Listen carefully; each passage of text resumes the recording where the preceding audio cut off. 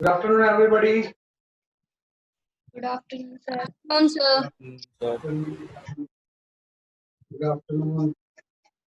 क्या अभी doubt class हुई थी, इसके बाद रेगुलर क्लास स्टार्ट होगी। तो मेरे लास्ट क्लास में क्या पढ़ा था हमने? लास्ट क्लास में क्या पढ़ रहे थे हम?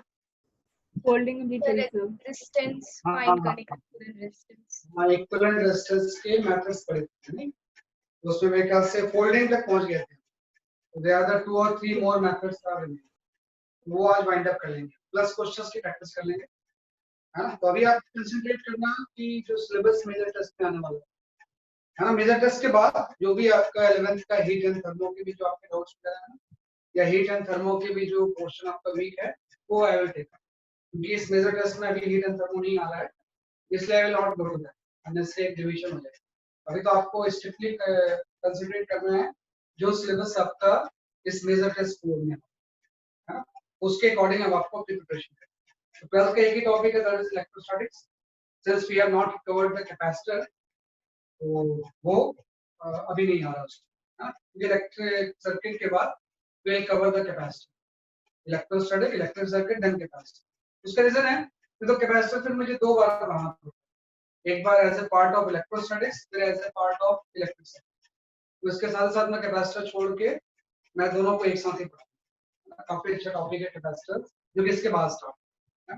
रेस्ट एश्योर्ड कि जैसे आपकी प्रिपरेशन आपके कोचिंग सेंटर में आके होती थी आपकी, है ना, वैसी प्रिपरेशन यहाँ पे विद टेक्नोलॉजी हम वैसे प्रिपरेशन करेंगे जैसा आप कोचिंग सेंटर में विजिट करके। बस आपका थोड़ा सा सिंसियरिटी रिक्वायर्ड है कि सिंसियरली डाउट्स वगैरह जो भी है उसको आप अटेंड करें, तो आप ठीक है। तो यहाँ पे हम we have discussed few methods, कि कुछ मेथड्स हम क्या कर रहे थे, जैसे कि आपके डिस्कस कर रहे थे, मेरे ख्याल से फोल्डिंग मेथड तक आपने कर लिया। और फोल्डिंग का मैंने एक क्वेश्चन दिया था जिसका आंसर 22/35, वो भी कई स्टूडेंट ने सही आंसर दिया उसका। इसके बाद हम आते हैं जो नेक्स्ट मेथड होता है, method to find out the equivalent resistance में मेथड नंबर 5, है ना भाई। मेथड नंबर 4 तक हमने किया था फोल्डिंग मेथड तक। इसके बाद आता है मेथड नंबर 5, इसको हम बोलते हैं वोल्टेज इक्वेशन मेथड।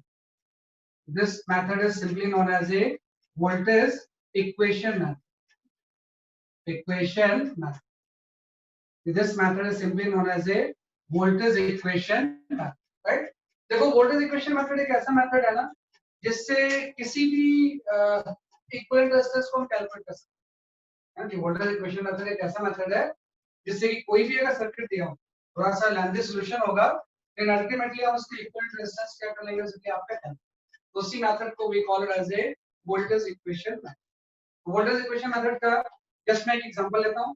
एग्जांपल आपका ये है कि आपने ये बोला कि सपोज आपका सेम वही क्वेश्चन जो आपने क्यूब का किया था लास्ट क्लास में, ये आपके किसी वायर के क्यूब से, इस तरह से वायर से हमने क्या फॉर्म करके क्या बना लिया, जैसे आपके, और हर साइड का जो रेजिस्टेंस है, कि हर साइड के अगर हम रेजिस्टेंस की बात करें तो रेजिस्टेंस जो है वो R, resistance of each side is are.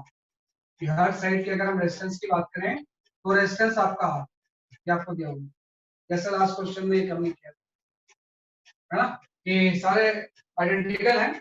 अब आपको थोड़ा सा टर्मिनल मैंने चेंज कर दिया। पहले जो टर्मिनल था ये आपका फेस डायगोनल, अब हम बॉडी डायगोनल ले लेते हैं। कि आपसे बोला गया है कि एक टर्मिनल आपका ए है और ये दूसरा टर्मिनल आपका बी। ए और बी के cross what is the value of the equivalent resistance. कि आपको ये निकालना है कि ए और बी के क्रॉस अगर सारे रेजिस्टेंस इक्वल है और स्मॉल आर के इक्वल है, तो ए और बी के क्रॉस पूरे सर्किट का इक्विवेलेंट रेजिस्टेंस क्या होगा। तो उसको मैं सॉल्व करूंगा, बहुत सारे मेथड्स हो सकते हैं, then I will try here by voltage equation. यहाँ पे जो मैं मेथड ट्राई करूंगा, I will try the voltage equation, उससे हम इसको अटेंड करते हैं। तो जब मैं यहाँ पे वोल्टेज इक्वेशन मेथड यहाँ पे ट्राई करूंगा, तो जस्ट आपको ये हो जाएगा, ये जब भी वोल्टेज इक्वेशन आप करोगे ना, तो यहाँ पे आप एक बैटरी लेना, जिन दोनों टर्मिनल्स के बीच में आपको इक्विवेलेंट निकालना है, उसके बीच में आप एक बैटरी लगा दो, है ना, और बैटरी का पोटेंशियल आप बी अज्यूम करो, और यहाँ से आप करंट को डिस्ट्रीब्यूट करिए। यहाँ से कोई आई करंट अगर जा रही है तो आई करंट यहाँ पे डिवाइड होगी। आपको पता है ये तीनों पाथ आइडेंटिकल है, तो करंट कैसे डिवाइड हो जाएगी इक्वली, अगर टोटल करंट आई है तो यहाँ से आपकी करंट चली जाएगी I/3, यहाँ से भी करंट कितनी चली जाएगी I/3, और ये भी करंट I/3 है ना, कि करंट इक्वली क्या हो गया, डिवाइड हो गई। और दूसरा वाला है कि जैसे इक्वली डिवाइड हुई है, यहाँ से अगर एग्जिट करंट भी आई होनी तो ये आपकी इक्वली मर्ज भी है, ये भी हो गया I/3 एंड I/3 है ना। तो भाई जैसे इक्वली डिवाइड हुई है वैसे इक्वली क्या हो गया, जैसे कि आपकी मर्ज, राइट। तो आपने करंट डिवाइड कर दिया, यहाँ पे करंट क्या कर दिया, जैसे आपका मर्ज कर दिया। यहाँ पे भी आप थोड़ा ध्यान दो कि अगर I/3 कोई करंट आ रही है तो फिर से यहाँ पे डिवाइड हो जाएगी, तो ये दोनों पार्ट तो सेम ही है। तो यहाँ पे जो करंट होगी ये आपकी हो जाएगी I/6 एंड I/6। जब भी रेजिस्टेंस का पाथ आइडेंटिकल होता है तो करंट इक्वली डिवाइड होती है। तो जैसे यहाँ पे इक्वली डिवाइड हुई वैसे यहाँ भी इक्वली डिवाइड हुई, राइट। बस इतना ही आपको जरूरत है। वैसे तो हर जगह पे ऐसे ही होगा, I/6 कई जगह पे हम डिस्ट्रीब्यूट कर सकते हैं। पहला मेथड ये है कि जिन दो टर्मिनल्स के बीच में आपको इक्विवेलेंट निकालना है उसके बीच में आप एक बैटरी लगाओ, उसके बाद करंट को अप्रॉक्सीमेटली डिवाइड कर दो, और इसके बाद हम यहाँ पे किरचॉफ वोल्टेज लॉ अप्लाई करेंगे। भाई जितने भी नंबर ऑफ अननोन्स होंगे ना उतने ही किरचॉफ वोल्टेज लॉ की इक्वेशन हम बनाएंगे। हम इसमें क्या करेंगे, now we apply the KVL, now we apply Kirchhoff voltage. इसके बाद जो हम अप्लाई करेंगे we apply the Kirchhoff voltage. इस पूरे इक्वेशन में हम किरचॉफ वोल्टेज लॉ को क्या करेंगे, इसके आपका अप्लाई। जैसे आप किरचॉफ वोल्टेज लॉ को अप्लाई करोगे तो उस लूप में करते हैं जिसमें कि बैटरी होनी चाहिए। Now apply the KVL in close path having battery, in closed path having battery, है ना। कैसे क्लोज पाथ में हम केवीएल अप्लाई करते हैं जिसमें क्या है, जैसे आपकी बैटरी होगी, राइट। एक क्लोज पाथ चूज करेंगे और उस क्लोज पाथ में क्या होना चाहिए, जैसे आपकी बैटरी होनी चाहिए, है ना। तो इसके बाद ऐसा हो जाएगा कि मैं सपोज ये पाथ ले लेता हूँ, यहां से मैं स्टार्ट करता हूँ 0 लेके, और this path I have chosen, इसमें बैटरी आ गई। आप चाहते तो ऐसा भी ले सकते हैं, कोई प्रॉब्लम नहीं पड़ता। मैंने जो पाथ लिया है वो ये वाला पाथ लिया, भाई 0 से स्टार्ट होके via this path I will reach same point, और इसके बीच में मैं वोल्टेज इक्वेशन निकालूंगा। तो जैसे मैं यहाँ पे वोल्टेज इक्वेशन निकालूंगा तो आपको पता है यहाँ पे आ जाएगा कि आप 0 से स्टार्ट करो, जैसे आप बैटरी क्रॉस करोगे तो प्लस भी हो जाएगा, अगर नेगेटिव से पॉजिटिव जा रहे हो। जैसे आप इस रेजिस्टेंस को क्रॉस करोगे I/3 करंट के अलोंग जा रहा है, तो करंट के अलोंग क्या हो जाएगा, जैसे आपका माइनस, तो यहाँ पे आ गया -I/3, है ना। और फिर से हम I/6 को क्रॉस करेंगे तो -I/6 आ, फिर हम क्रॉस करेंगे I/3 को तो -I/3 आ, और जहां से स्टार्ट है तो वही वापस आ गए। भाई 0 से स्टार्ट होके क्लोज पाथ फॉलो करके वापस हम कहां पे आ गए, 0। तो ये आपकी वोल्टेज इक्वेशन आ गई, है ना। क्योंकि इसमें नंबर ऑफ अननोन्स एक ही, इसलिए एक ही इक्वेशन से काम चलेगा। अगर हम नंबर ऑफ अननोन्स ज्यादा होते, मे बी कोई I1 करंट भी डिफरेंट होती, तो नंबर ऑफ अननोन्स हम कम करने की कोशिश करते हैं, इसलिए मैंने सिमेट्रिकली करंट डिवाइड किया। आप I1 I2 भी ले सकते हैं, तो इसमें इक्वेशंस बढ़ जाते हैं। तो एक इक्वेशंस में ये आ गया। इसके बाद आपका इक्विवेलेंट रेजिस्टेंस हम कैलकुलेट कर लेंगे। आप यहां से लिखोगे तो V हो जाएगा 5/6 I, है ना। कि V/6 के V क्या हो जाएगा, आपका इसको सॉल्व करके 5/6 इनटू क्या हो जाएगा, कि आपका I। और थोड़ा सा लॉजिक ध्यान दो कि V टोटल वोल्टेज है ना, कि V क्या है, टोटल वोल्टेज है, I टोटल करंट है। तो ये वाला जो फैक्टर होगा जो 5/6 R है, ये तो इक्विवेलेंट रेजिस्टेंस हो जाएगा। क्योंकि इक्विवेलेंट रेजिस्टेंस का मतलब ये तो होता है कि इस पूरे को स्ट्रक्चर को हटा के किस एक सिंगल रेजिस्टेंस से रिप्लेस कर सकते हैं, उसी चीज को हम क्या बोलते हैं, जैसे आपका इक्विवेलेंट रेजिस्टेंस। भाई पूरे स्ट्रक्चर को हटा के किस एक सिंगल रेजिस्टेंस हम क्या कर सकते हैं, जैसे आपका रिप्लेस, उसी चीज को हम क्या बोलते हैं, जैसे आपका इक्विवेलेंट रेजिस्टेंस। वही आ गया कि V = I * समथिंग। तो जो I * समथिंग आएगा ये सर्किट का क्या हो जाएगा, जैसे आपका इक्विवेलेंट रेजिस्टेंस। तो जैसे हम बोलेंगे इस सर्किट का इक्विवेलेंट रेजिस्टेंस जो होगा वो 5/6 है। तो ये जो मेथड होता है इसी को हम बोलते हैं voltage equation. This type of method is known as a voltage equation. और भी इसके मेथड सॉल्व करने के होते हैं, लेकिन मैंने यहाँ पे वोल्टेज इक्वेशन मेथड यूज किया। तो वहाँ पे मेथड्स होंगे, लेकिन मैंने यहाँ पे क्या यूज किया, जैसे कि आपका वोल्टेज इक्वेशन। तो इस तरह से हम इसको क्या कर सकते हैं, जैसे कि आपका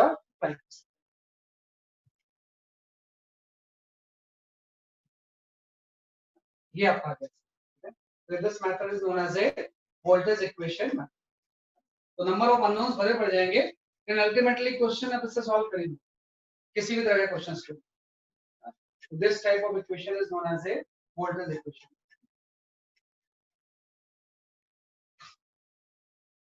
वैसे इस क्वेश्चन को सॉल्व करने का एक अल्टरनेटिव मेथड भी है. आप सेम पोटेंशियल के पॉइंट को एक ही ले लो. इसका अगर मैं अल्टरनेटिव मेथड देखो इसी क्वेश्चन को सॉल्व करने का, वो कॉपी लिख लिया होगा इससे.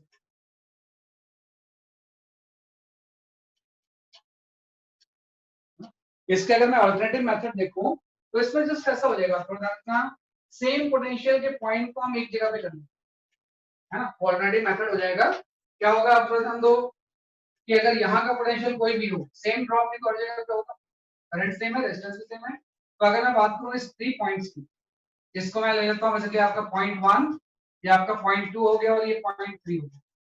1 2 3 का पोटेंशियल सेम होगा. पॉइंट 1 और 2 और 3 का पोटेंशियल क्या होगा, जैसे कि आपका सेम. सेम है यहाँ भी. अगर मैं यहाँ पे ले लूं 4, ये आप ले लो बेसिकली आपकी 5, और यहाँ पे मैं ले लूं बेसिकली आपका 6, है ना. तो 4 5 6 का ही पोटेंशियल क्या होगा, बेसिकली आपका सेम. जैसे आपका 1 2 3 का सेम था क्योंकि हर जगह का आईआर सेम है, वैसे यहाँ भी तो आईआर सेम है. तो 4 5 6 का पोटेंशियल भी क्या होगा, बेसिकली आपका सेम है.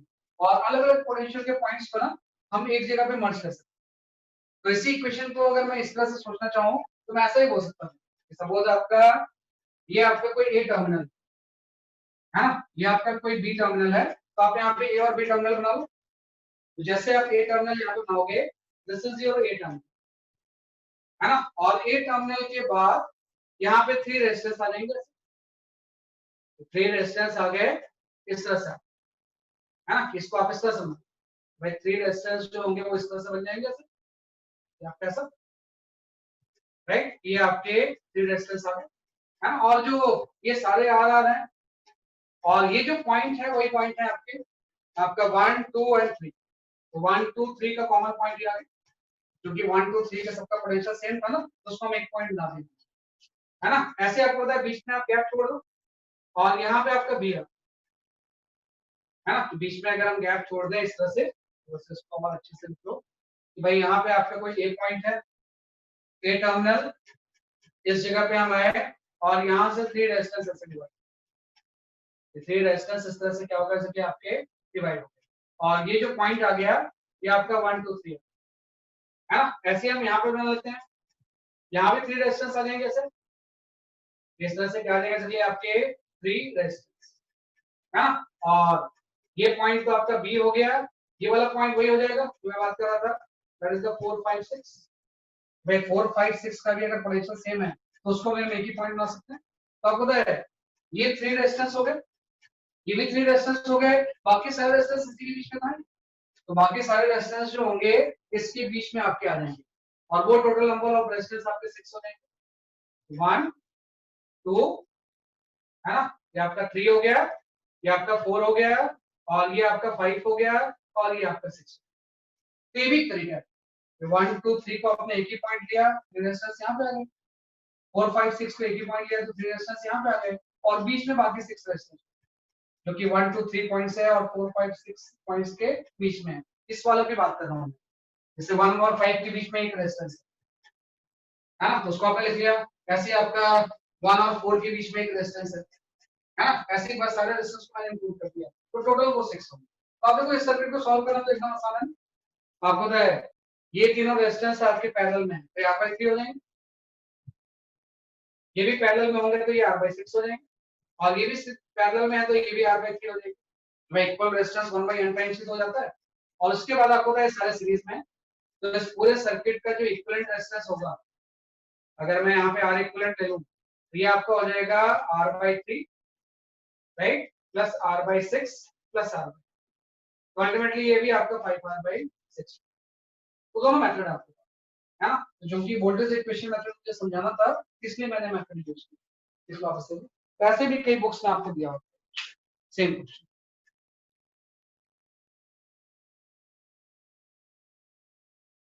इस तरह से हम इसको खत्म कर सकते हैं.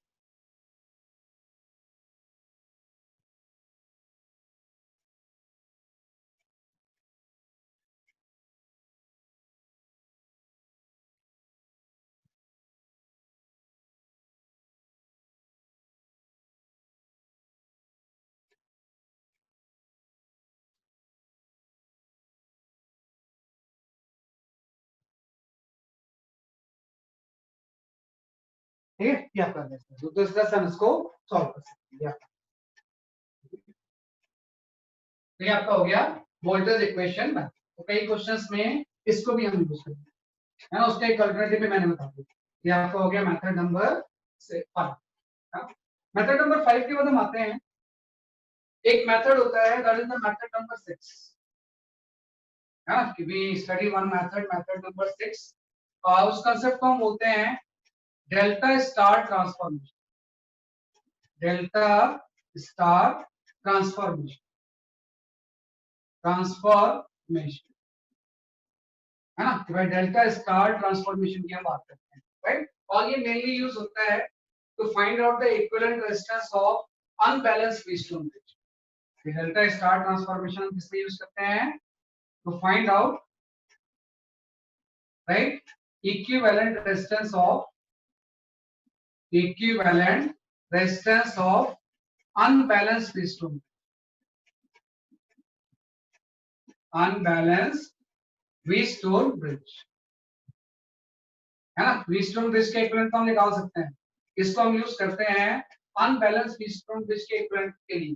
अनबैलेंस्ड व्हीटस्टोन का ब्रिज का जो इक्विवेलेंट है उसके लिए हम यूज कर सकते हैं आपका वोल्टेज इक्वेशन, लेकिन ये ज्यादा प्रेफरेबल होता है कि हम बोलते हैं कि डेल्टा स्टार ट्रांसफॉर्मेशन। एक्चुअली जानना है कि what is the meaning of the delta star transformation, कि इस तरह की जो सर्किट होती है ना, जिसमें कि 3 रेजिस्टेंस ऐसे होते हैं, ये आपका फर्स्ट रेजिस्टेंस आ गया, ये आपका सेकंड आ गया, ये थर्ड आ गया, है ना, इस तरह का सर्किट होता है ना, जिसमें कि 3 रेजिस्टेंस एक आपका डेल्टा जैसा फिगर बनाते हैं, क्लोज्ड, राइट। तो ये जो सर्किट होता है इसको हम बोलते हैं डेल्टा सर्किट, है ना। इसका रेजिस्टेंस भी आपको दिया होगा, this is suppose R1, this is R2 and this is R, है ना। इस डेल्टा सर्किट को हम स्टार में कन्वर्ट कर सकते हैं। तो स्टार सर्किट क्या होता है, एक ही पॉइंट से 3 रेजिस्टेंस डेविएट होते हैं। तो इसका जो स्टार सर्किट होगा, है ना, कि अगर हम बात करें स्टार सर्किट की, तो जो आपका स्टार सर्किट होगा वो आपका इस तरह से होता है, एक रेजिस्टेंस यहाँ पे आ गया और इससे एक रेजिस्टेंस यहाँ पे आ गया और एक रेजिस्टेंस आपका यहाँ पे, जैसे मैंने बोला अगर ये A पॉइंट है, ये C पॉइंट है और ये D पॉइंट है, तो एक क्लोज बना रहे हैं, इसमें एक कॉमन पॉइंट से 3 रेजिस्टेंस सेपरेट होते हैं। तो इस तरह के सर्किट को हम क्या बोलते हैं, जैसे आपका स्टार सर्किट। तो A पॉइंट यहाँ पे आ गया, ये पॉइंट क्या आ गया, जैसे कि आपका C आ गया और ये आपका D है ना। तो आप हमेशा रखते हैं कि इस तरह का जब भी सर्किट होता है डेल्टा, तो उसको we can convert into the star circuit, बस रेजिस्टेंस की वैल्यू थोड़ी सी मॉडिफाई होगी, जैसे R1 R2 को कंबाइन करके ये रेजिस्टेंस बन जाएगा, इसको मैं लिखूंगा स्मॉल r3, ऐसे ही इन दोनों को कंबाइन करके ये रेजिस्टेंस बन जाएगा, इसको मैं लिखूंगा R2 स्मॉल r, और इन दोनों को कंबाइन करके आपका ये बन जाएगा, this is simply known as a R।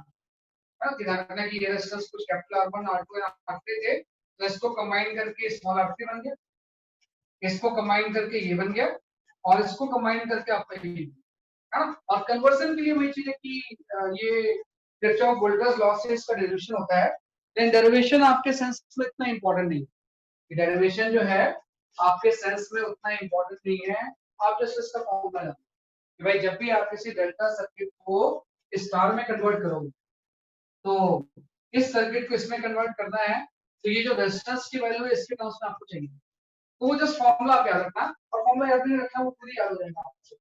यहाँ पे अगर मैं यहाँ पे निकालूं कि व्हाट इज द R3, है ना, तो R3 जो है वो R1 और R2 से मिलकर बना, तो R3 की वैल्यू ये हो जाएगी कि R1 R2 को मल्टीप्लाई कर दो और तीनों के सम से divide, R1 plus R2 plus R, है ना। अगर हम स्मॉल R3 देखें तो R1 R2 को मल्टीप्लाई करके तीनों के सम से क्या कर देंगे, सर, आपका डिवाइड, राइट। ऐसे आपका आ गया।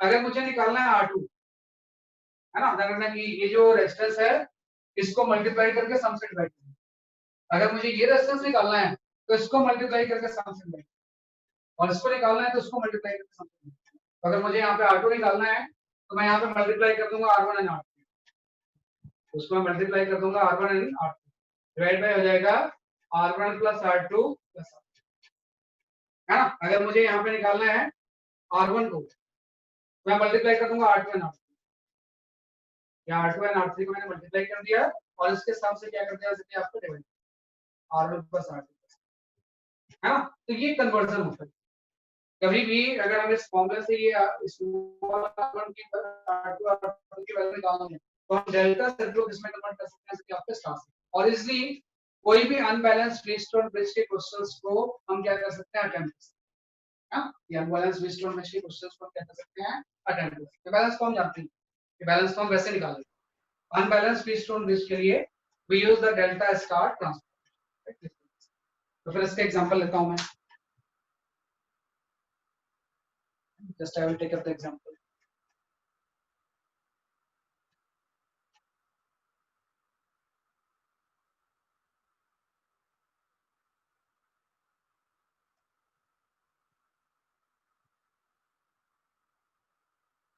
इसी का बीच में ग्रुप में आपके एक शॉर्ट फॉर्मूला आ गया था, वो एक्चुअली डबल के लिए यूज होता है, वो इसी से आ गया। फॉर्मूला भी जो डिराइव होता है वो इसी से होता है ना। कभी डिस्कशंस में आपने थ्रेड में वो आया था, तो उसको बाद में आप यूज करना, है ना। पहले आप इससे सॉल्व करें, इसी से वही फॉर्मूला ड्राइव होता है। इसी से जो फॉर्मूला होता है वो क्या होता है, इसलिए आपका according to you which is the best method to find out the resistance. ऐसा कोई बेस्ट नहीं है, this is on all or the requirement basis to. तो इसमें हम ऐसा नहीं बोल सकते बेस्ट तो है कि कोई मेथड ही नहीं यूज करना पड़ेगा, सिंपल हो जाए। जैसे मैंने सीक्वेंस बता रहा हूँ, बेस्ट अगर उससे नहीं होता तो हम रिडक्शन से यूज करेंगे। ये मतलब एक सीक्वेंस है, सबसे पहले बिना किसी मेथड के हो जाए तो सही है, फिर रिडक्शन से आ जाएंगे, फिर हम व्हीटस्टोन ब्रिज देखेंगे। तो एक सीक्वेंस है ना। ये सीक्वेंस वाइज हम क्वेश्चंस को क्या करते हैं, अटेम्प्ट करते हैं। अगर इससे नहीं हो रहा तो अगले से हो जाए। हाँ, तो हर मेथड की अपनी यूनिकनेस है, तो उसको हम ऐसे नहीं बोल सकते कि ये बेस्ट है या नहीं। वो जिस सीक्वेंस में मैं इसको बता रहा हूँ उसी सीक्वेंस में आप न्यूमेरिकल मैप है ना। तो ये ऐसे कोई बेस्ट मेथड जैसे कुछ नहीं, तो इस तरह से हम यूज कर सकते हैं, है ना। तो ये हमने कर दिया। तो मैं एक क्वेश्चन दे रहा हूँ आपको, उसको आप अटेंड करें। पहले भी ये क्वेश्चन आप अटेंड कर चुके हो, फिर मैं एक्सप्लेन करता हूँ कि स्टार डेल्टा हम इसमें किस तरह से यूज करें, star delta transformation.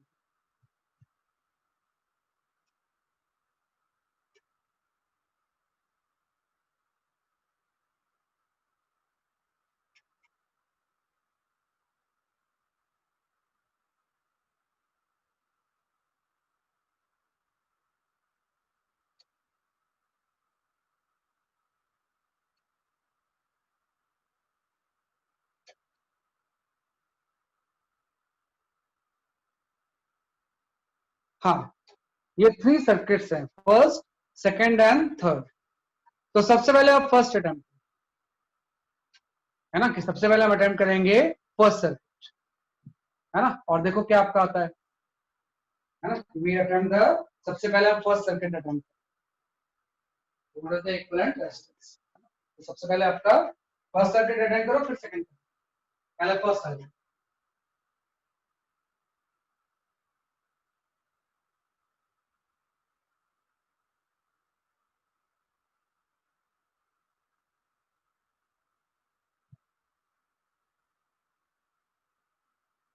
First second and third.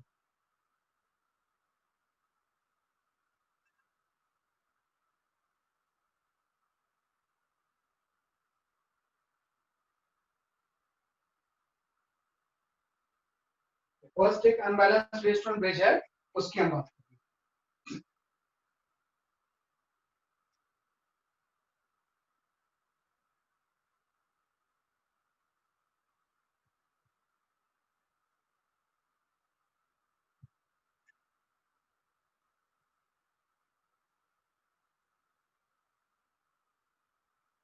हाँ, ये तो आदित्य सिंह पहले भी आया था कि इसका आंसर 7 ओम होगा। हाँ, पहले भी हम डिस्कस कर चुके थे कि फर्स्ट का जो आंसर होगा वो 7 ओम होगा। हाँ, तो मैं अभी इसको एक्सप्लेन करता हूँ कैसे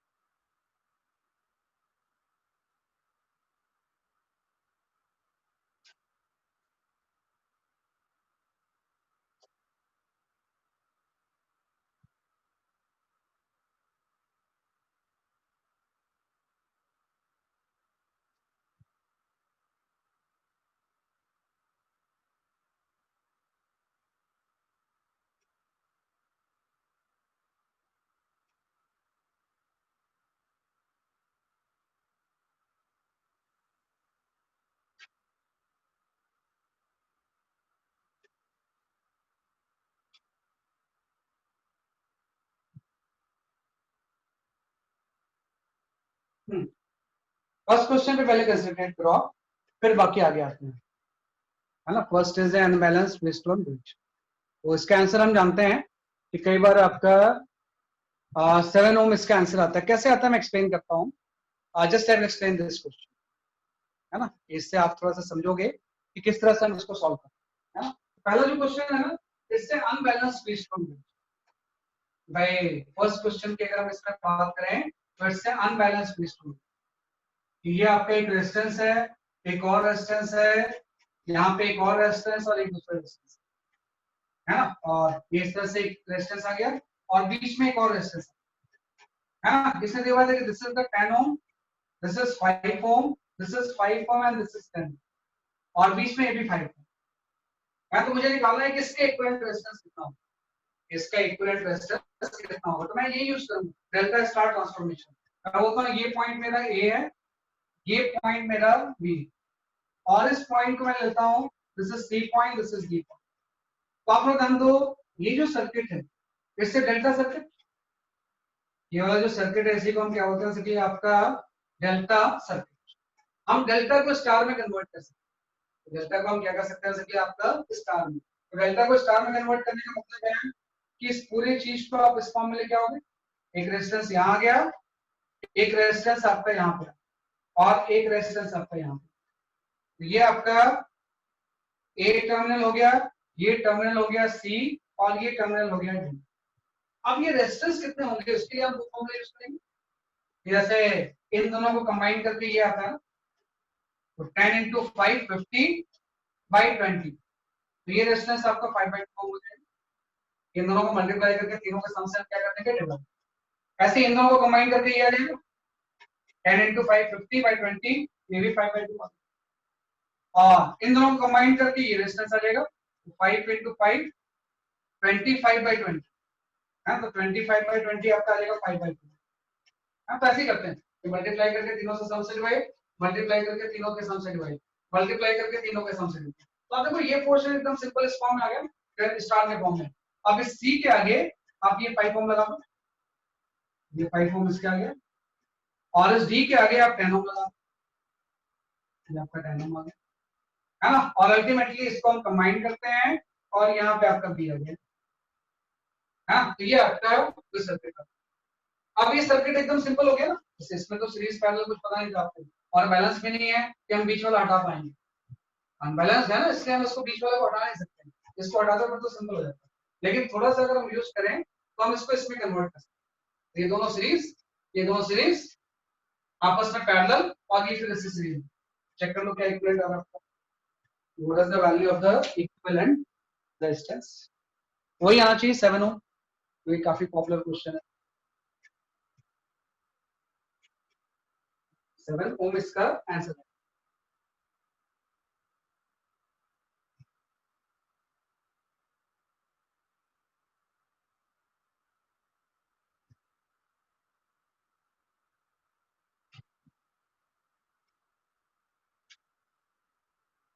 क्या पसंद उसका आ जाएगा। तो आप सॉल्व करोगे तो इक्विवेलेंट रेजिस्टेंस इसका 7 होगा। ये होता है डेल्टा स्टार ट्रांसफॉर्मेशन, हाँ, डेल्टा स्टार ट्रांसफॉर्मेशन। क्या आपका 7 होगा। और इसी को किसी स्टूडेंट ने ना ये जो पूरा केसेस था इसी को सिंपलीफाई करके एक फॉर्मूला बना लिया, है ना। हालांकि वो फॉर्मूला की रिस्ट्रिक्शन है, लेकिन फिर भी वो सही है। हम ऐसा कर सकते हैं कई बार कि डेल्टा स्टार ट्रांसफॉर्मेशन को यूज करके या वोल्टेज इक्वेशन मेथड को यूज करके हम इस केस में ऐसा देख लें कि ये जो क्वेश्चन है वो ऐसे तो है कि भाई इसमें डबल हो रहा है रेजिस्टेंस, इसमें सिमेट्री जो है एक कोई ए है और यहाँ पे एक रेजिस्टेंस हम ले लेते हैं एनआर, है ना, और यहाँ पे एक रेजिस्टेंस ले लेते हैं आर, और बीच में आपका ये आर हो गया और ये आपका एनआर हो गया, है ना। एन की वैल्यू यहाँ पे 2 होगी, अगर 10 और 5 है तो यहाँ पे एन की वैल्यू कितनी हो जाएगी, 2 हो जाएगी। कुछ डिफरेंट हो सकता था कि 3 टाइम्स हो जाए, 4 टाइम्स हो जाए, कुछ भी हो सकता है, लेकिन सिमेट्री होनी चाहिए, मल्टीप्लाई होना चाहिए। जो 10 है 5 है, 5 है क्या है, आपका 10 है और बीच में एक 5 आ गया, 5 को हम ले लेते हैं आपका, है ना। तो इसी में क्या करते हैं, स्टार डेल्टा ट्रांसफॉर्मेशन लगाते हैं। जैसे उसमें तो वैल्यूज निकाली ना, अब एनआर और आर के टर्म्स में क्या लगाते हैं, जैसे कि आपका स्टार डेल्टा ट्रांसफॉर्मेशन। तो इसका आपके इक्विवेलेंट का सीधे फॉर्मूला है, जब फॉर्मूला आप इसको ड्राइव करोगे तो आर इक्विवेलेंट आपका ये आएगा 3n+1 डिवाइड बाय आ जाएगा चलिए आपका n+3, है ना, इनटू आर आ जाएगा। तो this is the direct formula for R, है ना। लेकिन ये तभी एप्लीकेबल होगा जब किसी से मल्टीप्लाई कम, 5 10 है, 10 5, है ना, 3 6 है, 6 3, क्या 3 टाइम्स हो 4 टाइम्स हो, किस टर्म्स में होगा तभी होगा। तो n हो जाएगा नंबर ऑफ टाइम्स, अगर ये r है तो nr हो जाएगा, तो कितने टाइम्स है। तो इससे भी हमारे इक्विवेलेंट निकाल सकते हैं, है ना, क्या इक्विवेलेंट, इससे भी हम क्या कर सकते हैं, कि आपको निकाल सकते हैं, जो कि इसी मेथड को का सॉल्यूशन होता है। ये जो कोई फॉर्मूला नहीं है, बल्कि इस मेथड का एक क्या है कि आपका सॉल्यूशन। आपको इसमें n की वैल्यू 2 है ना। इस केस में अगर देखा जाए, जिस जो क्वेश्चन में था n की वैल्यू 2 और स्मॉलर कितना है, कि आपका 5, है ना। तो यहाँ पे आप पुट कर दो, है ना। तो यहाँ पे आ जाएगा कि आपका 3 इंटू 2 + 1 डिवाइड बाई आपका यहाँ पे आ जाएगा कि आपका 2 + 3 इंटू आर की वैल्यू 5 ओम है। एक आर जो कितना है किसके इक्वल है, कि आपके 5 ओम, तो इससे भी आपका 7 है। तो ये भी हम यूज कर सकते हैं, लेकिन इसका जो ऑरिजिन हुआ है वो डेल्टा स्टार से हुआ है। ऑरिजिन जो हुआ है वो किसका हुआ है, कि आपका डेल्टा स्टार से। डेल्टा स्टार के एक इस पैटर्न के क्वेश्चंस का ये रिजल्ट, तो इससे भी हम क्या निकाल सकते हैं, कि आपका आर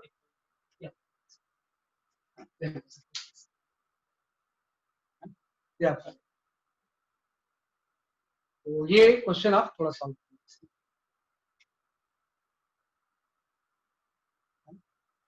तो इससे आपका 7 ओम आ गया। चलो अब इसी के जो बाकी दो क्वेश्चन मैंने दिए थे उसको ट्राई करना है। तो just I will share one more time, है ना, जस्ट आप इसको लिख लो, then I will share one more time.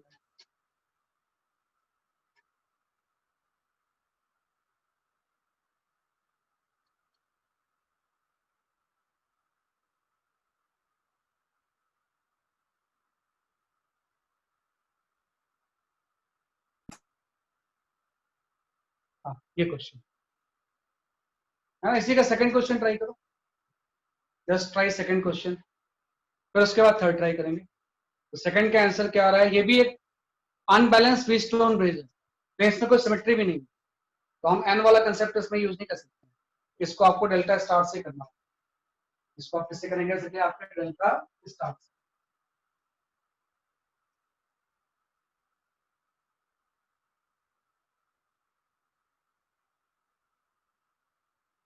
इसका क्या आंसर आ रहा है मुझे बताओ।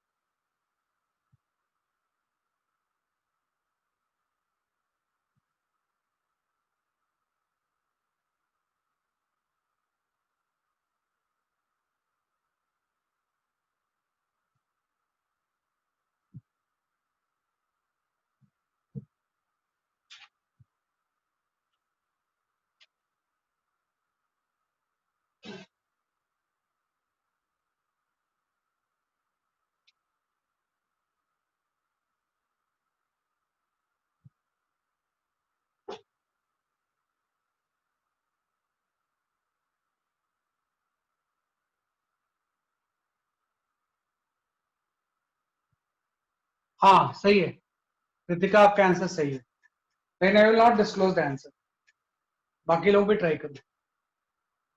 आपका आंसर सही है, जिन्होंने सेकंड ट्राई किया वो थर्ड ट्राई कर लो।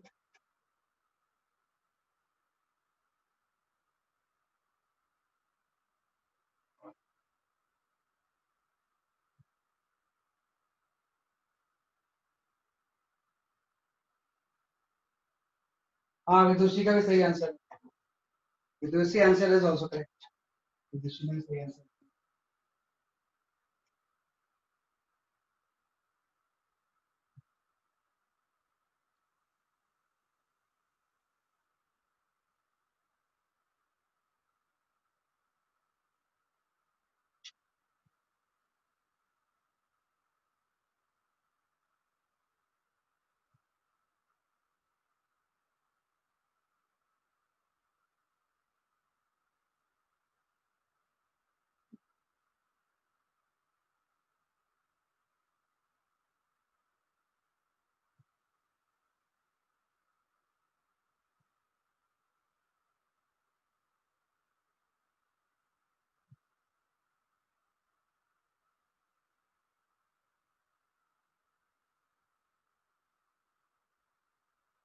और भी आंसर्स आए मेरे पास।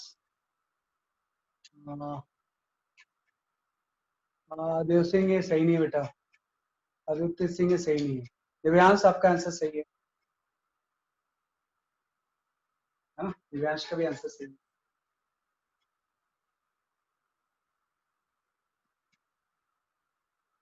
हाँ सही है। फ्रॉम निमिषा एंड निखिला, एक साथ कैसे कर रहे हो आप लोग? हैं? निमिषा एंड निखिला, निमिषा कौन है, निखिला कौन है? क्या करें? तो ये सही बता रहे हैं कि इसका जो आंसर है वो 8/3 है ना। कीर्ति त्यागी भी सही है, सब सही आंसर बता रहे हैं। काफी लोगों का सही आंसर आ गया है कि इसका जो आंसर है वो दिस इज द 8/3 है ना। मैं इसका जो इक्विवेलेंट होगा ना वो 8/3 होगा, है ना। 8/3 हो जाएगा।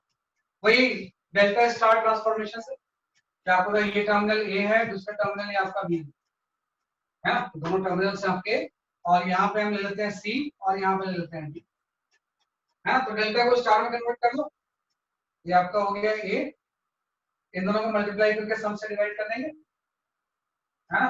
तो ये आपका हो गया 8/12। 8/12 का मतलब कितना हो गया इसलिए आपका 2/3, 2/3 हो गया। मल्टीप्लाई किया 4 × 2 8 +/12, ऐसे ही आपका यहाँ पे आ जाएगा, ये आपका आ जाएगा 12 है ना बाई 12, तो ये 1 हो गया। और ऐसे ही आपका ये हो गया दैट इज द 24/12, है ना। मल्टीप्लाई करके हम सम से क्या करते हैं इसकी आपका डिवाइड, 24/12 आपका 2 होगा। तो आपने इस डेल्टा को स्टार में कन्वर्ट कर दिया, बाकी ये 5 और 1 वैसे ही रहेगा।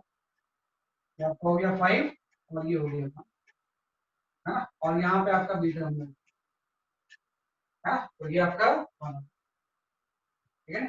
तो ये आपका 6 हो गया, ये 3 हो गया, और 6 और 3 का मेरे ख्याल से 2 हो जाता है, और 2 + 2/3 है ना। यहाँ पे आएगा 2 + 2/3 आ जाएगा, तो 8/3 हो मिल जाता है, ये आंसर, ये सही है, 8/3 सही है। इसके अगले क्वेश्चन का आंसर, कुछ आंसर आया मेरे पास, 8/3 हो सही है ना? तो इस तरह से हम इसको क्या कर सकते हैं, सॉल्व 8/3।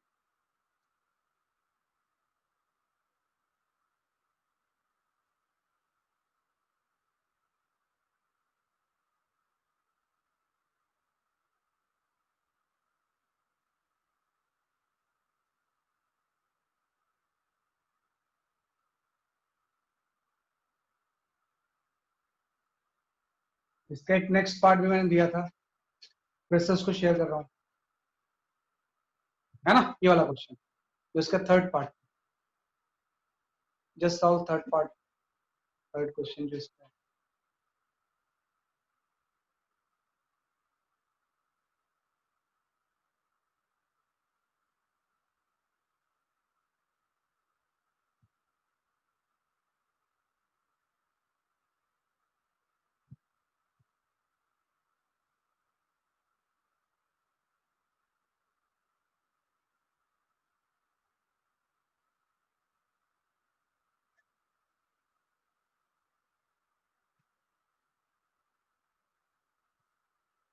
इस सर्किट का ए और बी के क्रॉस इक्विवेलेंट कितना हो?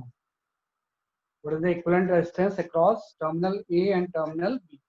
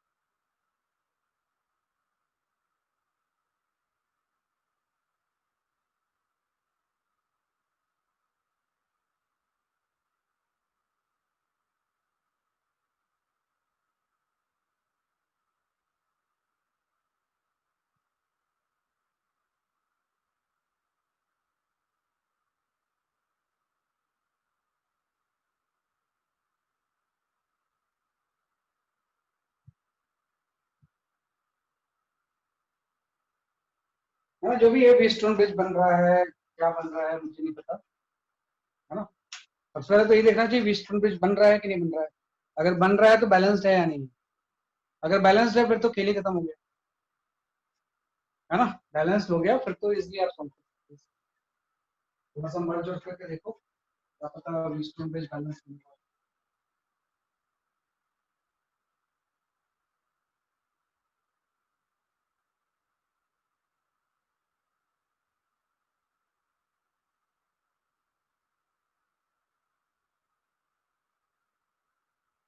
मार्क्स ये आंसर सही नहीं है,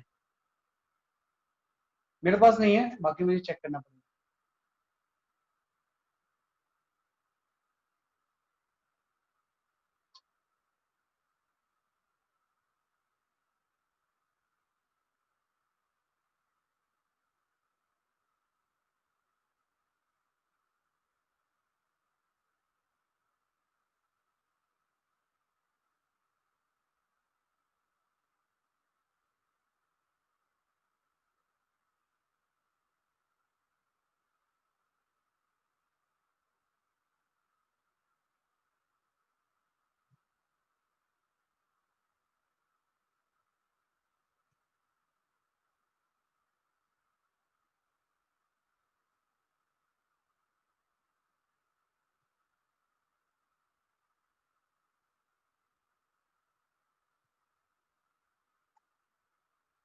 फिर इसमें घर पे सॉल्व करना, है ना। आगे मेथड बताता हूँ मैं, क्योंकि इसमें काफी टाइम लग जाएगा। सॉल्व एट इट होम, इसको आप सॉल्व कर लेना घर पे।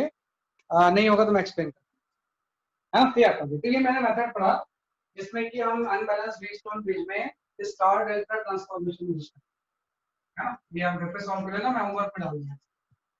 यहाँ पे मैं लेते हैं इसके बाद, देखो एक लास्ट मेथड होता है, उसको हम बोलते हैं इनफाइनाइट ग्रिड सर्किट, है ना। यहाँ पे एक सेवेंथ मेथड है, this is known as a infinite grid circuit, infinite grid circuit. हम ये निकालना सीखते हैं कि जो इनफाइनाइट ग्रिड सर्किट होता है इसके इक्विवेलेंट रेजिस्टेंस हम कैसे निकालें, कि ऐसा सर्किट जो कि इनफाइनाइट है। अब तक जो भी हम सर्किट देख रहे थे वो सारे के सारे सर्किट कैसे थे, वैसे कि आपको फाइनाइट, लेकिन अब जो हम सर्किट देख रहे हैं we are watching about the infinite grid circuit. तो इनफाइनाइट ग्रिड सर्किट में क्या होता है ना, सेम चीज बार बार रिपीट होती है। जैसे यहाँ पे एक रेजिस्टेंस है, एक और रेजिस्टेंस है, एक और रेजिस्टेंस है, एक और रेजिस्टेंस, ये आपको इनफाइनाइट तक जाता है। यहाँ पे एक और रेजिस्टेंस लेते हैं, है ना, इस तरह से। और ये सारी चीजें कहां तक जा रही है, जैसे कि आपके इनफाइनाइट, बीच में रेजिस्टेंस लगी, बीच में एक और क्या ब्लर हो गया है। हाँ, स्क्रीन ब्लर हो गई है। Yes sir, yes sir. कई बार ऑटो फोकस कर लेते हैं, आप ठीक हो गई। Yes sir. हाँ, ये आपका हो गया इनफाइनाइट सर्किट। तो यहाँ पे आपका इनफाइनाइट ग्रिड सर्किट में क्या होता है कि सेम चीज बार बार रिपीट होती है। जैसे मैंने बोला ये कोई ए टर्मिनल है, दूसरा बी टर्मिनल है, this is 1 ohm, this is 2 ohm, this is 1 ohm, this is 2 ohm, this is 1 ohm, 2 ohm, ये भी 1 ohm, 2 ohm है, और ये इनफाइनाइट तक रिपीट हुआ है। तो आपको निकालना होता है सर्किट का ए और बी के cross what is the equivalent resistance, A और बी के क्रॉस इसका इक्विवेलेंट रेजिस्टेंस कितना होगा। तो उसमें सिंपल सा हम ट्रिक यूज कर लेते हैं, क्योंकि इनफाइनाइट सर्किट है ना। तो अगर मैं ऐसा एज्यूम कर लूं कि ए और बी के क्रॉस इसका इक्विवेलेंट रेजिस्टेंस एक्स, अगर मैं ऐसा एज्यूम कर लूं कि ए और बी के क्रॉस इसके इक्विवेलेंट रेजिस्टेंस क्या हो गया आपका एक्स है, और सेम चीज बार बार रिपीट हो रही। तो अगर मैं ऐसा लूं कि ए और बी के क्रॉस अगर एक्स है, तो अगर यहाँ पे एक टर्मिनल मैं ले लूं सी और यहाँ पे एक टर्मिनल बी ले लूं, तो सी डी के क्रॉस इसका इक्विवेलेंट कितना होगा। अगर ए बी के क्रॉस एक्स है तो सी डी के क्रॉस कितना होगा, एक्स ही होगा ना, क्योंकि इनफाइनाइट में से एक आप हटाओगे तो क्या फर्क पड़ता है ना। अगर हम इनफाइनाइट -1 कर दें तो इनफाइनाइट ही तो होता है। तो कोई नंबर अगर इनफाइनाइट है उसमें से एक आप नहीं भी लो, सीडी के क्रॉस इक्विवेलेंट रेजिस्टेंस तो भी क्या होगा, एक्स होगा। तो उसमें 1 का कोई मतलब नहीं होता है। तो सीडी के क्रॉस बी अगर पूरे का एक्स है तो सीडी के क्रॉस बी रिमेनिंग सर्किट का इक्विवेलेंट रेजिस्टेंस क्या होगा, एक्स। लॉजिक ये होता है, ए बी के क्रॉस अगर एक्स है तो अगर हम एक छोड़ दें तो सीडी के क्रॉस पे इसका क्या हो जाएगा, एक्स ही होगा। अब यहीं से आपका ट्रिक आ गया। इक्विवेलेंट का मतलब ये होता है कि पूरे को हटा के हम एक्स से रिप्लेस कर सकते हैं। तो सीडी के क्रॉस अगर रिमेनिंग सर्किट के इक्विवेलेंट एक्स है तो CD के बाद के सर्किट को हटा के CD का प्लस कर सकते हैं X।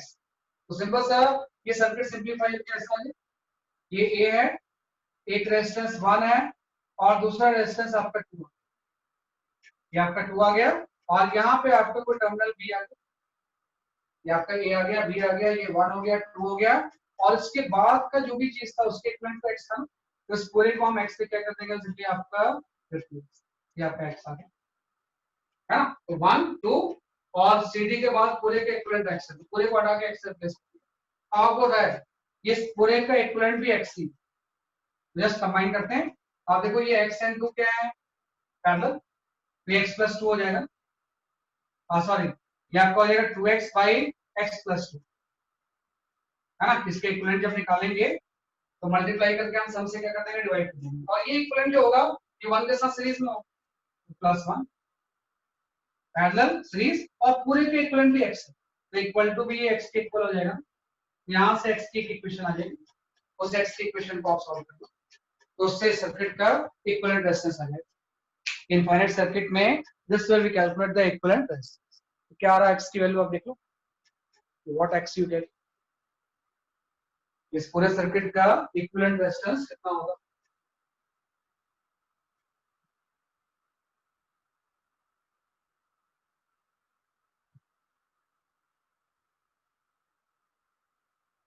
मैं बताता हूँ। देखो क्या है कि कोई इनफाइनाइट सर्किट था ना, तो आपने बोला कि पूरे सर्किट का AB के क्रॉस इक्विवेलेंट x है, तो मैंने एक छोड़ दिया, मैंने बोला CD के क्रॉस क्या होगा, तुम भी एक माइनस भी कर देंगे, क्या फर्क पड़ता है। इनफाइनाइट सर्किट में एक नंबर कम भी हो जाए तो चीजें तो सेम ही रहती है ना, तो CD के क्रॉस पे x है। मैंने क्या किया, CD के बाद के पूरे सर्किट को हटा के यहाँ पे x लगा दिया, बाकी चीजें वैसे छोड़ दी।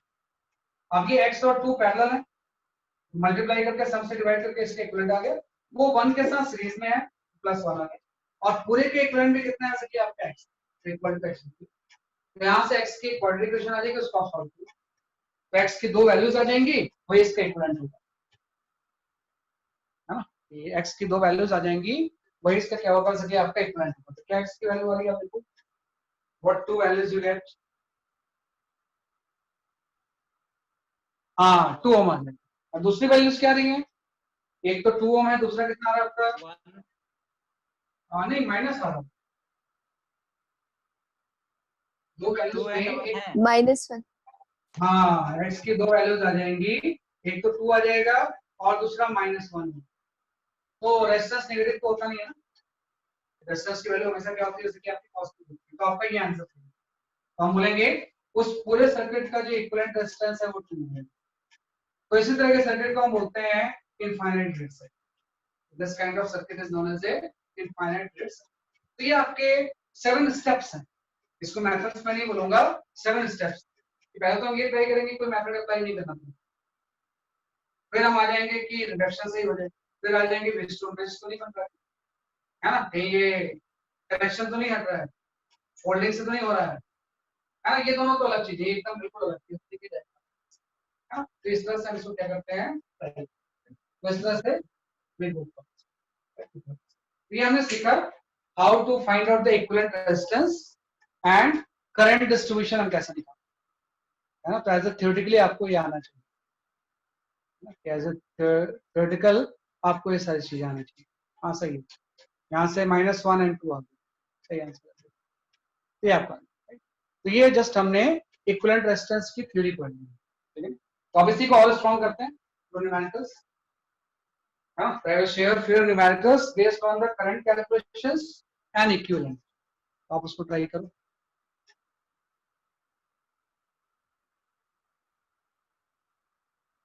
पहले इक्विवेलेंट ही ले लेते हैं,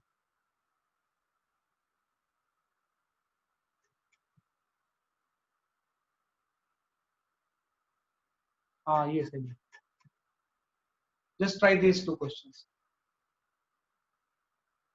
सबसे पहले ऊपर वाला फिर नीचे वाला, first A part and second is B part.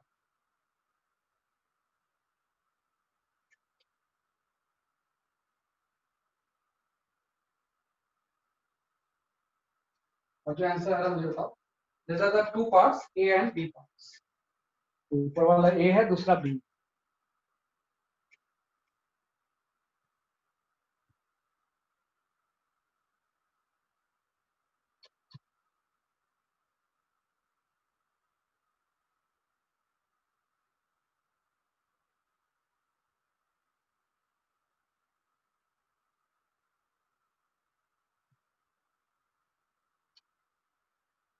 हाँ, ऊपर वाले में किसके क्रॉस निकालना है, अक्रॉस एडी।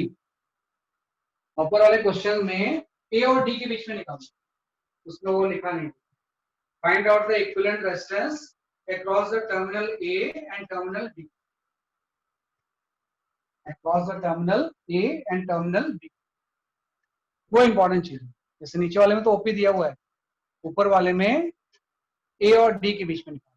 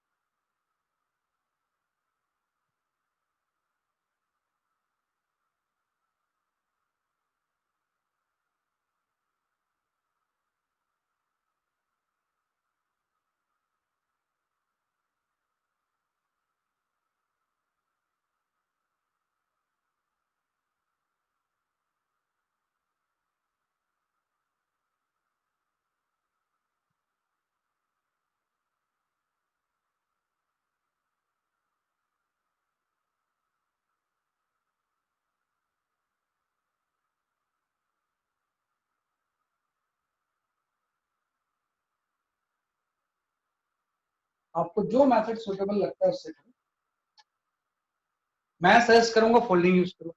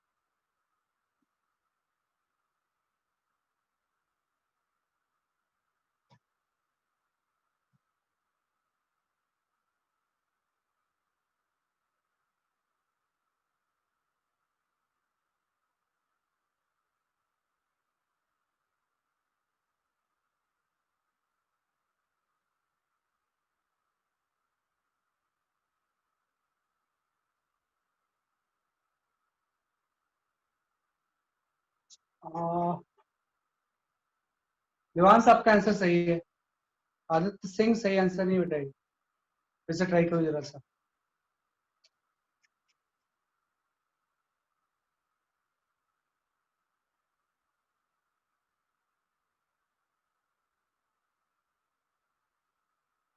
इन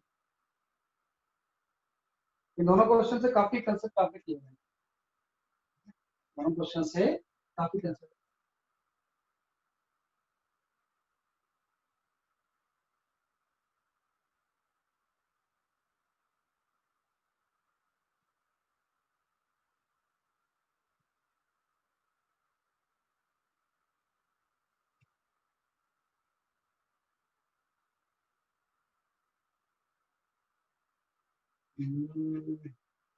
नहीं आया सही आंसर अभी भी।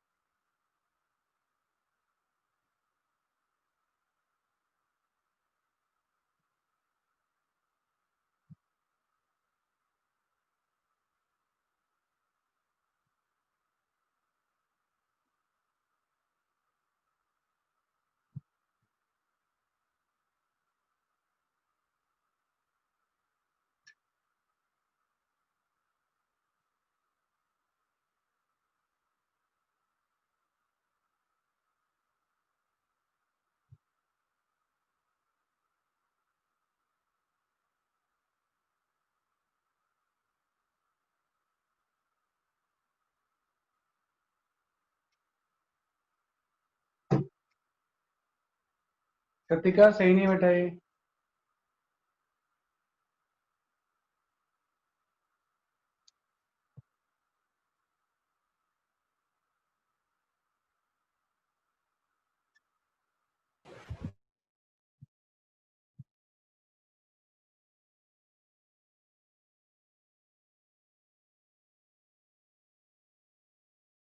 चलो let me explain the first question. मैं एक्सप्लेन करता हूँ फर्स्ट क्वेश्चन, है ना, उससे आपको थोड़ी सी क्लैरिटी आएगी। हो सकता है कुछ कंसेप्ट आपको इसके नहीं आते हैं, है ना, हो सकता है कुछ कंसेप्ट आपको इस क्वेश्चंस के नहीं आते। तो यहाँ पे डायग्राम बना हुआ है कि आपको निकालना है एडी के क्रॉस इसका इक्विवेलेंट कितना होगा। आप ध्यान से एकदम देखना इससे आप, है ना, एडी के cross what is the equivalent resistance.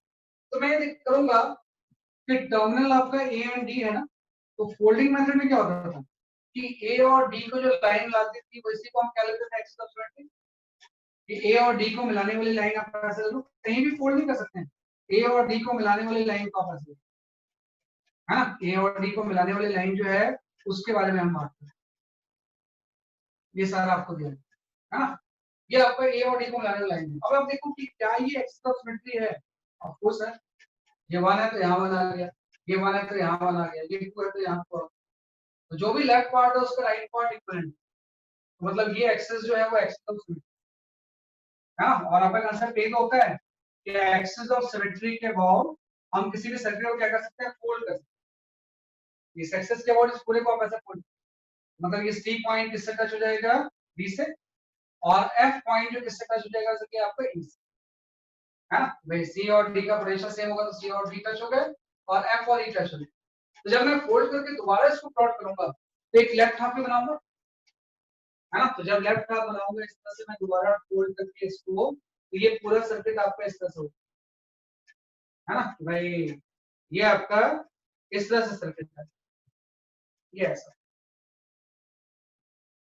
ये ऐसा, है ना, और बीच में एक रेजिस्टेंस हो रहा है। तो दिस टर्मिनल इज ए, ये आपका टर्मिनल हो गया डी, है ना, और ये आपका ई और एफ कॉमन पॉइंट हो, ई और एफ एक ही पॉइंट पे आ गया ना, और ये आपका B and C common point हो। ये कौन सा कॉमन पॉइंट आ गया, जैसे कि आपके बी एंड सी। और देखो कि मैंने यहाँ से दो रेजिस्टेंस अपने आप ही गायब कर दिए, कि इसको मैंने नहीं बनाया है, ई और एफ को मिला तो दिया है लेकिन वो रेजिस्टेंस मैंने ये वाला नहीं बनाया। ऐसे सी और बी को मिला तो दिया लेकिन ये रेजिस्टेंस नहीं बनाया। क्यों नहीं बनाया मैंने इसको यहाँ पे, वही रेजिस्टेंस को गायब क्यों कर दिया मैंने, क्या इसका आंसर आप दे सकते हो कोई, ये रेजिस्टेंस मैंने यहाँ से गायब क्यों किया। डीसी का पोटेंशियल सेम है तो फिर वहाँ पे करंट नहीं होगा। हाँ करंट नहीं होगी, वो भी सही है। ये हम बोलेंगे वो शॉर्ट हो गया ना, पहले तो आपने पढ़ा था कि कोई भी अगर रेजिस्टेंस इस तरह से है, अगर ये बी है और ये सी है, अगर बी और सी को ऐसे में टच कर दूं तो शॉर्ट हो जाएगा ना। और वैसे भी सही है जो आपने बताया कि बी और सी का अगर पोटेंशियल सेम है तो यहाँ से करंट नहीं फ्लो होगी ना, तो उसको हटा सकते हैं। ई और एफ एक ही पॉइंट पे आ गए तो भी शॉर्ट हो गया, तो ये दो रेजिस्टेंस शॉर्ट हो गए एक्चुअली, है ना, इसी को हम बोलते हैं शॉर्ट सर्किट। दोनों एंड को एक ही पॉइंट पे लाएंगे तो दोनों शॉर्ट हो गए, है ना, ये दोनों तो शॉर्ट हो गए। बाकी ये टू का क्या होगा, टू इसके ऊपर आ गया ना, तो 2 2 तो पैरेलल हो गए। अगर 2 2 पैरेलल हो गए तो ये वाला जो हो गया 1 है ना। आपको इस 1 का क्या होगा, 1 इसके ऊपर आ गया तो 1 1 पैरेलल होंगे तो ये कितना हो जाएगा इसलिए आपका हाफ। आपको पता है ये 1 भी उसके ऊपर चला गया तो ये भी क्या हो गया हाफ।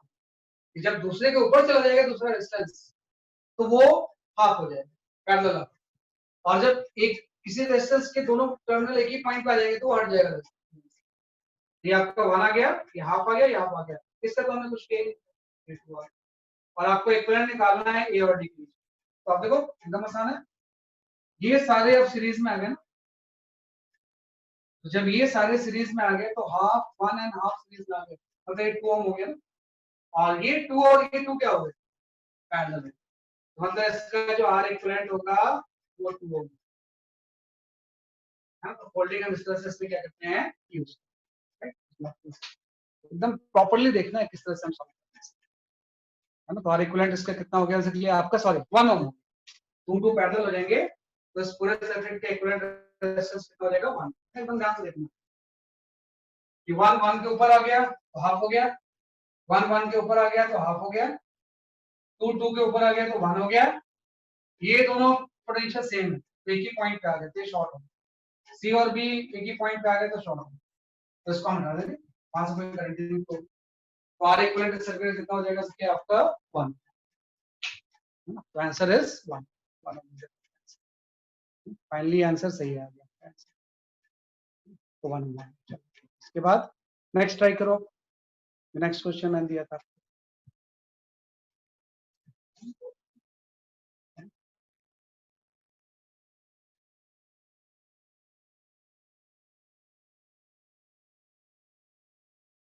इसका आंसर जो आएगा वो 1 होगा।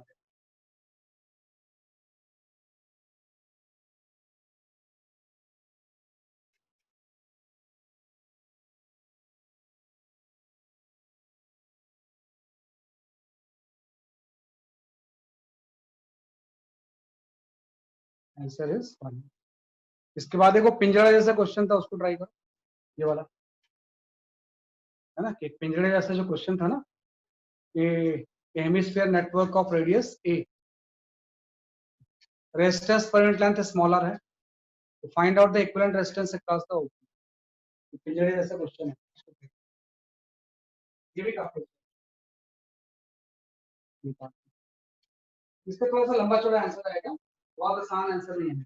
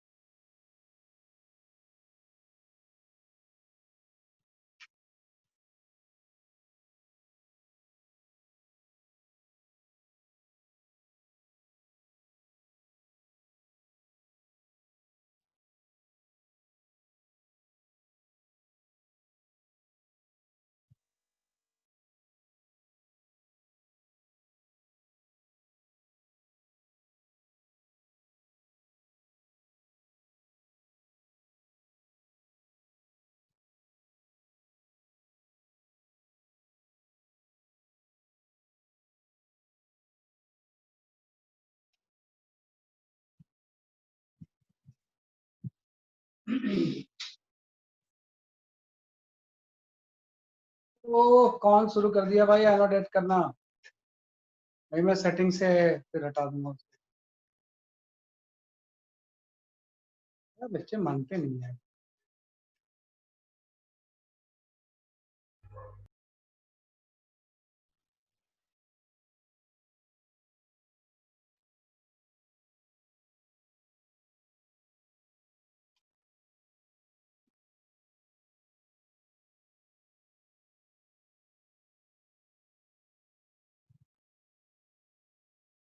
ओपी के क्रॉस उसका इक्विवेलेंट रेजिस्टेंस कितना है? पूरे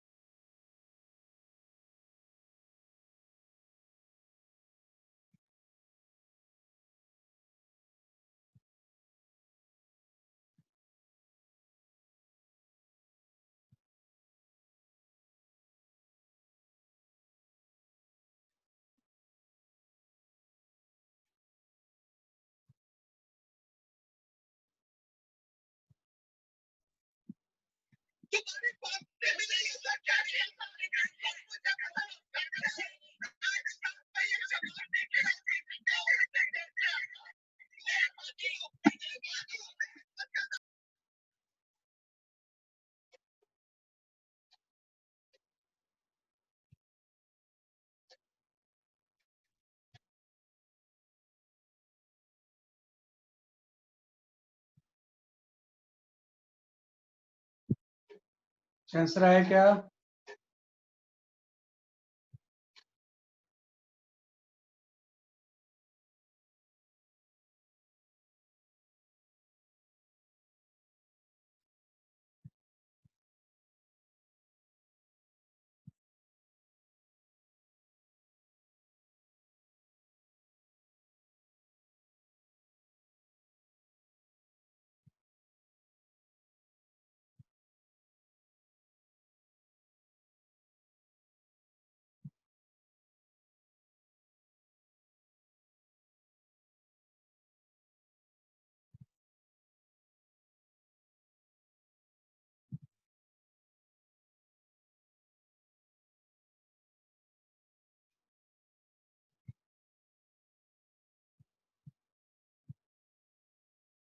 हाँ एक आंसर आया तो है।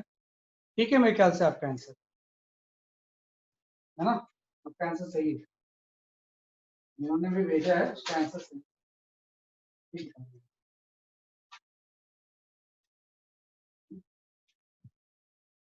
हाँ थोड़ा सा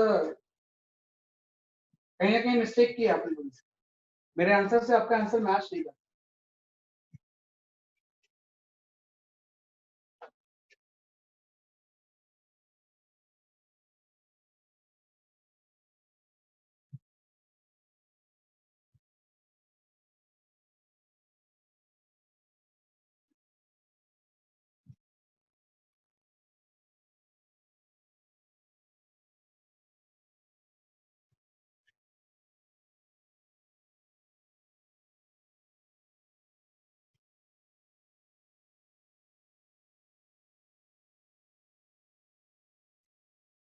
सबकी रेडियस ये है बेटा, जो भी चीज है उसकी रेडियस ये है ना, जो भी चीज बन रहा है उसकी रेडियस कितनी है बेसिकली आपकी ए ही है।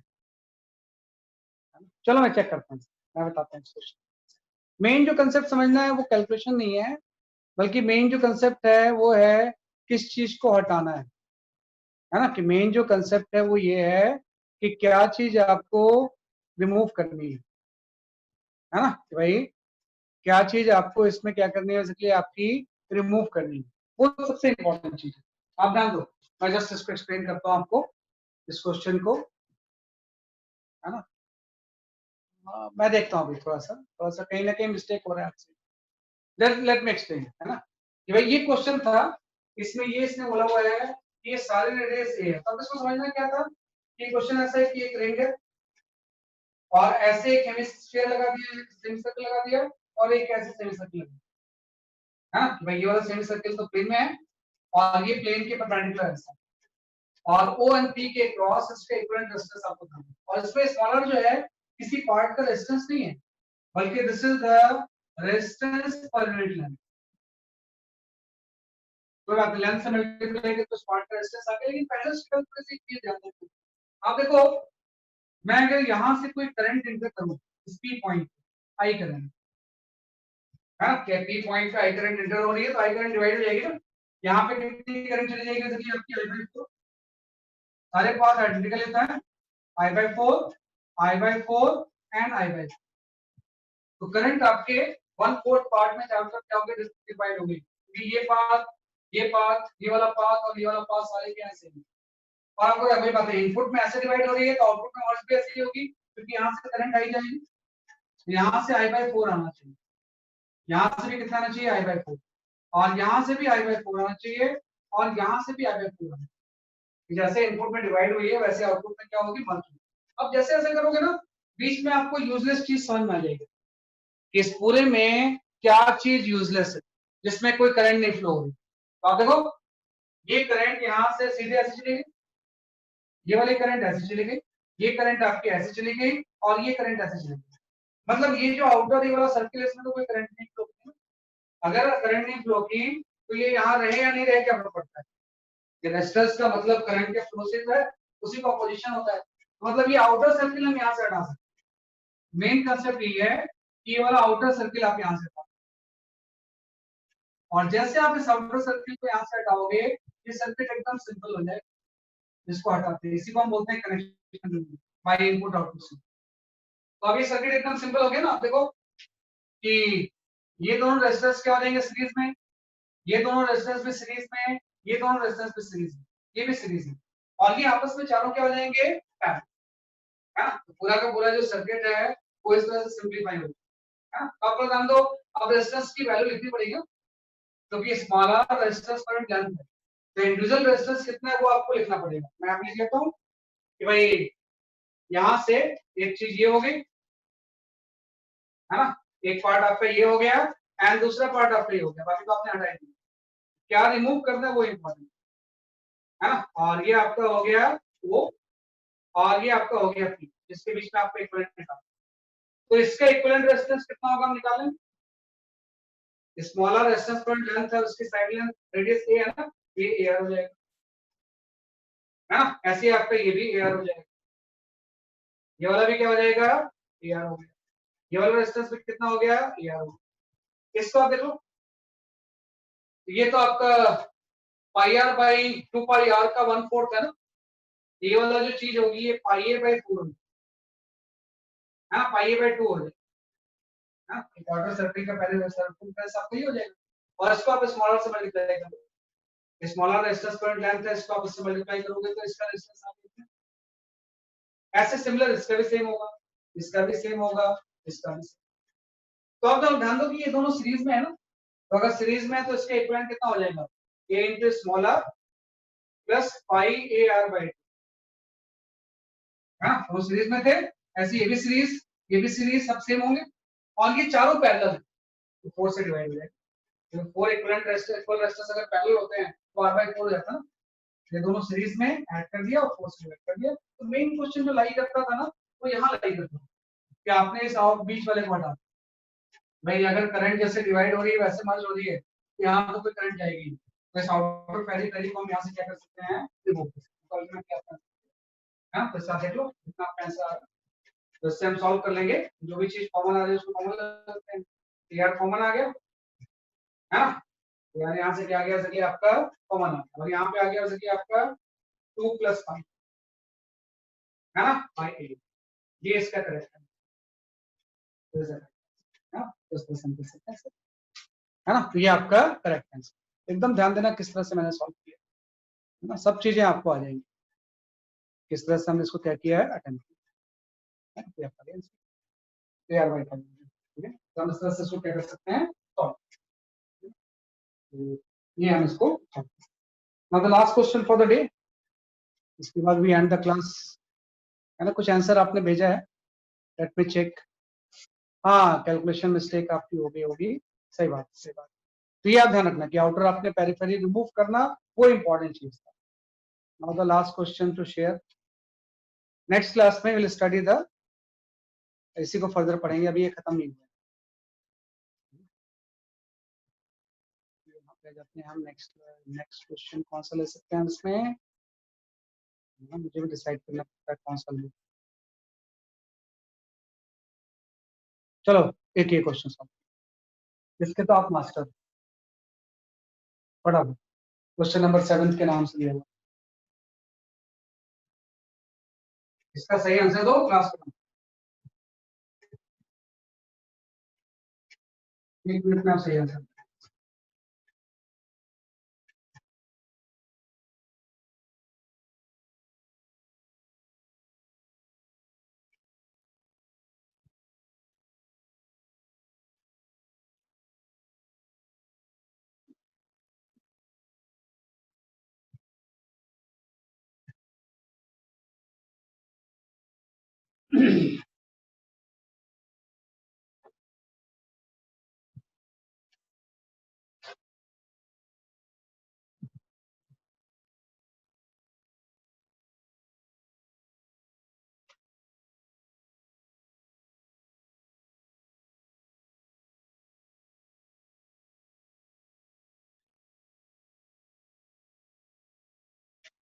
This is the part of the closed circuit, किसी क्लोज सर्किट का ही पार्ट।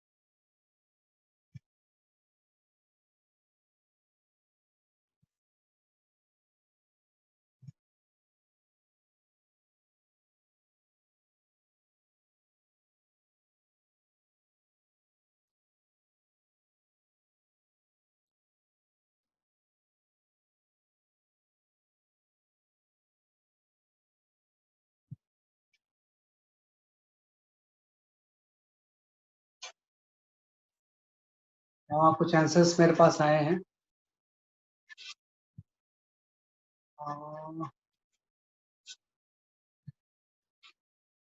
दिव्यांश आपका ठीक आंसर है ये।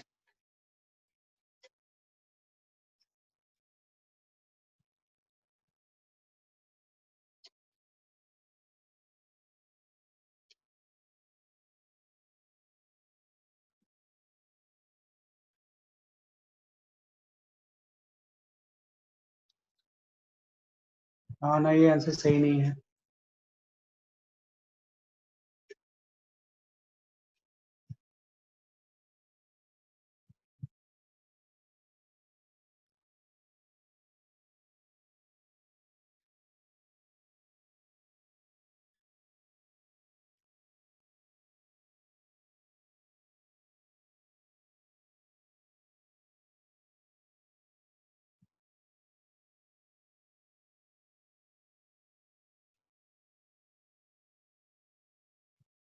हाँ, आप सही आंसर है, आदित्य सिंह का भी आंसर सही है, एंड रावी शर्मा का भी आंसर सही है।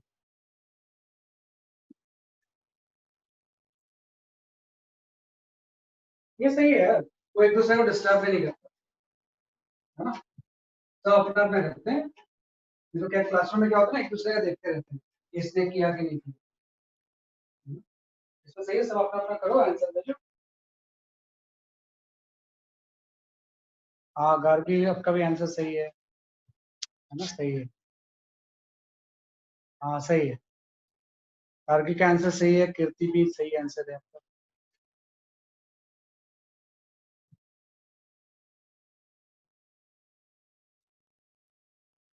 हाँ निमिषा भी सही है ना? सही आंसर है।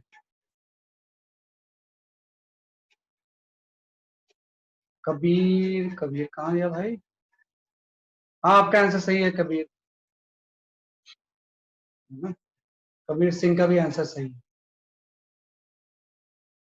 नहीं ठीक है, मैं एक्सप्लेन कर देता हूँ, है ना? आसान सा क्वेश्चन है ये, तो just I will explain it, है ना? जैसे इसमें जस्ट ऐसा दिया हुआ है कि ये आपके स्ट्रक्चर ऑफ रेजिस्टेंस है। This is 10 volt, this is 6 volt, this is 5 volt, 10, 20 and 30। तो यहाँ से करंट ये पूछ रहा है कितनी होगी। तो एकदम आसान है, किसी क्लोज सर्किट का ये पार्ट होगा, तो यहाँ का पोटेंशियल आपको नहीं पता, इसको एक्सटेंशन करना, और जहां का पोटेंशियल नहीं पता होता है वहां पे हम यही तो यूज करते हैं, सिग्मा आई इक्वल टू 0। तो सारी करंट का सम यहाँ पे 0 कर दो, तो यहाँ पे करंट जो होगी वो x माइनस 10/10 हो जाएगी, potential difference by resistance.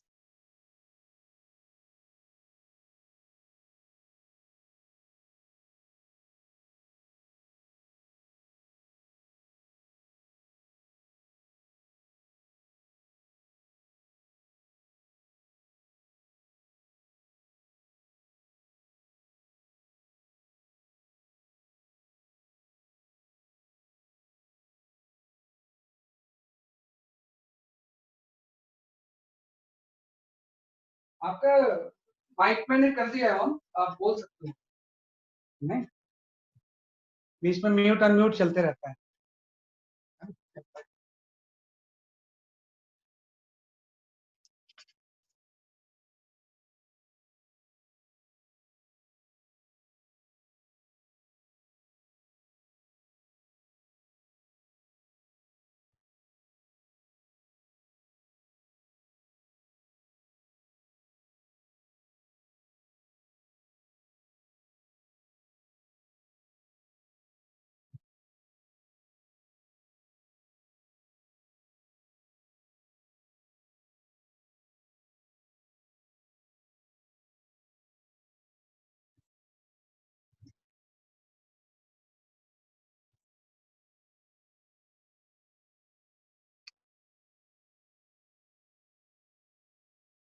Mute कर दिया मैंने सभी को, कोई बात नहीं, हो सकता है अभी अनम्यूट कर देते हैं।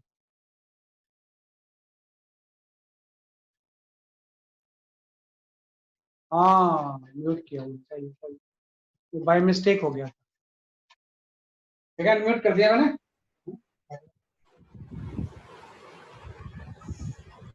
Thank you sir.